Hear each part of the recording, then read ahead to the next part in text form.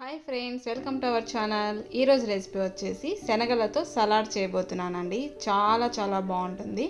ఎక్కడైనా మనం టెంపుల్కి వెళ్ళినప్పుడు ఇలా ప్రసాదాలు పెడుతూ ఉంటారు కదా, సో సేమ్ ఆ టేస్ట్లో వచ్చేలాగా చూపించబోతున్నాను. మరి let's start the video. First అయితే మనము మార్నింగ్ చేసుకోవాలి అనుకున్నప్పుడు నైటే ఇలా శనగలు మంచిగా నిండా వాటర్ పోసేసి 1 కప్పు శనగల్ని నైట్ అంతా కూడా నానబెట్టి పెట్టుకోవాలి. ఈవినింగ్ స్నాక్ లాగా తినాలి అనుకున్నప్పుడు మార్నింగ్ నానబెట్టుకుంటే సరిపోతుందండి. సో మినిమం 4 అవర్స్ ఖచ్చితంగా నానాలి. ఇలా నానబెట్టుకున్న తర్వాత మనం అందులో సరిపడా ఉప్పు వేసేసి 4 విజిల్స్ వచ్చేంత వరకు కుక్ చేసుకోవాలి.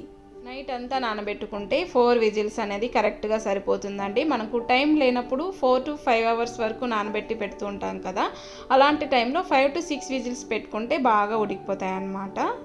వీటిని నానబెట్టడం అయితే అస్సలు మర్చిపోద్దండి. నానబెట్టిన తర్వాతే వీటిని విజిల్ పెట్టుకోవాలి, లేదంటే అస్సలు ఉడకవు. ఇంకా నేను ఇక్కడ వచ్చేసి 4 to 5 విజిల్స్ వరకు ఇలా విజిల్స్ పెట్టేశానండి. సో విజిల్ వచ్చిన తర్వాత ఇలా ఒకసారి స్టీమ్ అంతా కూడా రిమూవ్ చేసేసి ఓపెన్ చేసుకుంటే శనగలు వచ్చేసి చూడండి ఎంత చక్కగా ఉడికిపోయాయో. ఇలా బాగా ఉడికించుకోవాలి. మనం వేలుతో జస్ట్ అలా లైట్గా ప్రెస్ చేస్తే మనకు సాఫ్ట్గా అయిపోతుంది. చూస్తున్నారు కదా, సో ఇలా ఉడికించుకోవాలి.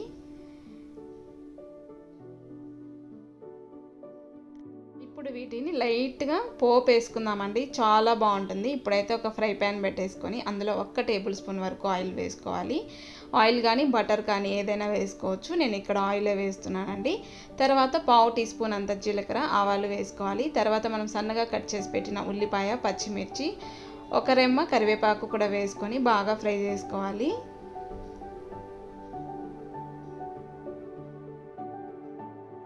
ఇందులో మీరు కావాలి అనుకుంటే అల్లం తురుము కూడా వేసుకోవచ్చు.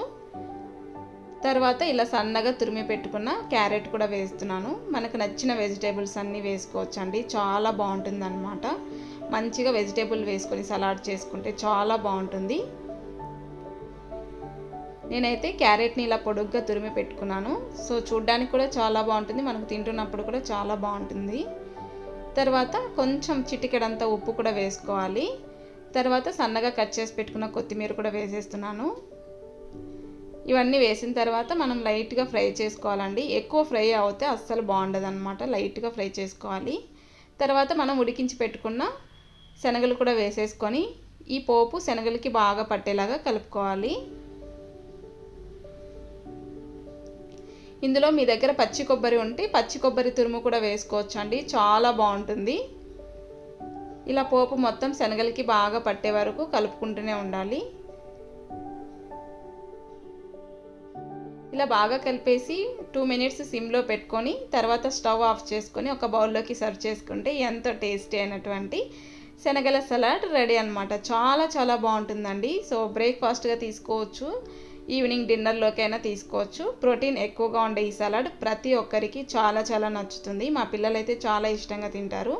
నేనైతే మార్నింగ్ బ్రేక్ఫాస్ట్గా ఈ శనగల సలాడ్ చేసుకున్నానండి. మీరు ఇందులో కావాలి అనుకుంటే ఇంకొంచెం కీరా తురుము ఇవన్నీ కూడా యాడ్ చేసుకోవచ్చు అనమాట. సో ఇలా తిన్నా కూడా చాలా బాగుంటుంది అనమాట. నేనైతే బ్రేక్ఫాస్ట్గా ఈ శనగల సలాడ్ని ఎంజాయ్ చేశాను. సో ఈ ప్రాసెస్ మీ అందరికీ నచ్చిందని అనుకుంటున్నాను. సో నచ్చితే తప్పకుండా లైక్ చేయండి, షేర్ చేయండి, సబ్స్క్రైబ్ చేసుకోండి. Thanks for watching.